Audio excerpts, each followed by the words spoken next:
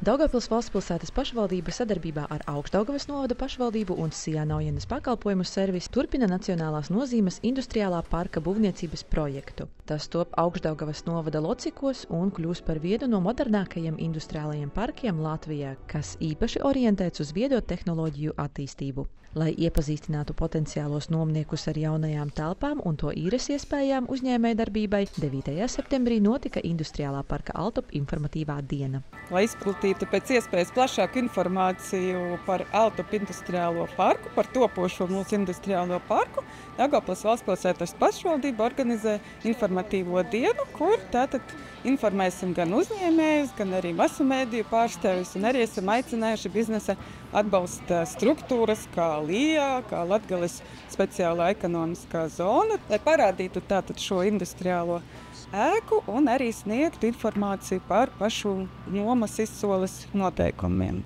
Altop ir Latgalē vienīgā nacionālās nozīmes industriālā parka būvniecības projekts, kura mērķis ir veicināt reģiona ekonomisko izaugsmi, piedāvājot modernas uzņēmējdarbības telpas ar ērtu loģistiku. Projekts paredz attīstīt industriālo teritoriju un tās infrastruktūru, piesaistīt investorus, kā arī radīt jaunas darba vietas ar augstu pievienoto vērtību un orientāciju uz eksportu.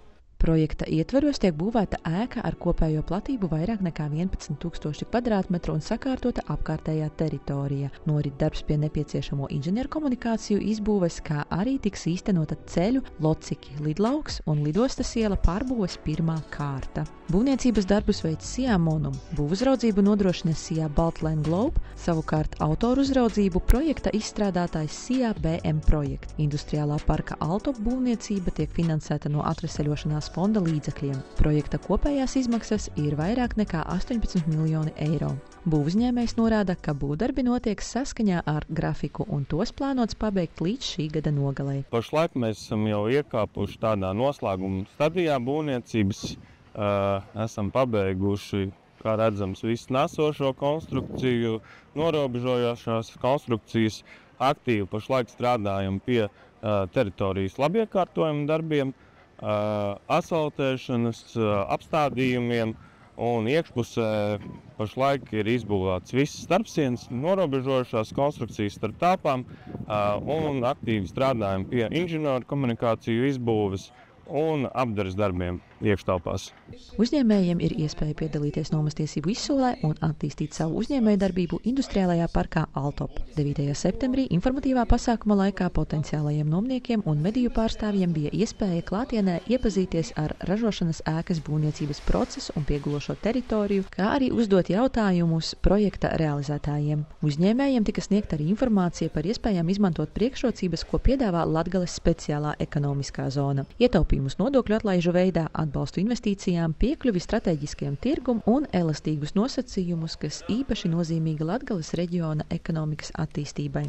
Uzrunājot pasākuma dalībniekus, Daugavpils valstspilsētas pašvaldības domes priekšsēdētājs Andrejs Elksniņš uzsvēra, ka pašvaldība ir ieinteresēta gan jaunu darba vietu radīšanā, gan visa reģiona attīstībā. Tāpēc investoriem tiks piedāvātas modernas telpas un sakārtota infrastruktūra uzņēmējdarbības attīstībai. Daugavpils mērķis ir radīt jaunas darba vietas, bet no tukša gaisa un vienkārši runāšanas tās netaps, un tāpēc mēs pēdējā gada laikā izbūvējām jaunu industriālo zonu ar industriālajām platībām vairāk nekā 11,5 tūkstoši kvadrātmetri. Šobrīd būvdarbi norit jau finiša taisnē. Līdz gada beigām viņi tiks pabeigti un pašlaik kopā ar pašvaldību Augšdaugavas novadu, kur arī izbūvējusi ceļus apkārt šai vietai, mēs meklējam jaunus investorus. Tos reālos uzņēmējus, kuri gan iepazīstoties ar mūsu izbūvētām jaudām, nāks uz šejieni, uz Latgali, uz Daugavpili, uz Augšdaugavas novadu un radīs jaunas darba vietas mūsu cilvēkiem. Šobrīd mēs novērtējam, ka 1 kvadrātmetrs attiecībā uz izīrējumu platību maksās 1,03 eiro. Šādus ciparus Latvijā attiecībā uz izīrēšanu jūs neatradīsiet nekur. Izsole ir līdz 10. oktobrim. Jūs varat pieteikties, nenokavējiet. Izsoles noteikumi paredz, ka nomniekiem iegūstot vienu nomas objekta daļu līdz 2026. gada 31. jūlijam jāizveido vismaz 41 jauna darba vieta un līdz 2028. gada 31. decembrim jāveic investīcijas vismaz 9,18 miljonu eiro apmērā. Bet, iegūstot 2 vai 3 daļas, jāizveido 82 darba vietas un jāveic investīcijas vismaz 18,36 miljonu eiro apmērā. Pieteikumus dalībai izsolē uzņēmēji var iesniegt līdz šī gada 10. oktobrim. Savukārt pati izsole notiks 22. oktobrī no 14:00 Daugavpils valstspilsētas pašvaldības konferenču zālē Krišjāņa Valdemāra ielā 1, un katrs objekts tiks izsolīts atsevišķi. Visa aktuālā informācija un dokumenti ir pieejami pašvaldības mājaslapā www.daugavpils.lv sadaļā izsoles. Sižetu sagatavoja Daugavpils valstspilsētas pašvaldības sabiedrisko attiecību nodaļa.